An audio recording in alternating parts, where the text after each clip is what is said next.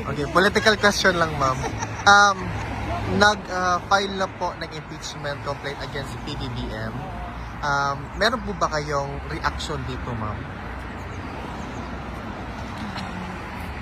Sa ngayon, wala pa. Hintayin natin ang mga susunod na mga araw kung meron akong reaction. How about the seemingly What? obvious filing of impeachment complaint against you for next month after the lift of 1-year ban?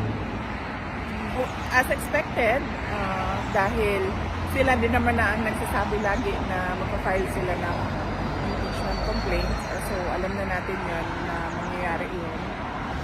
And as expected as well, magiging katulad lang din yan nung nakaraan na ginagawang fundraising ng mga members of the House of Representatives yung pagpirma nila sa impeachment.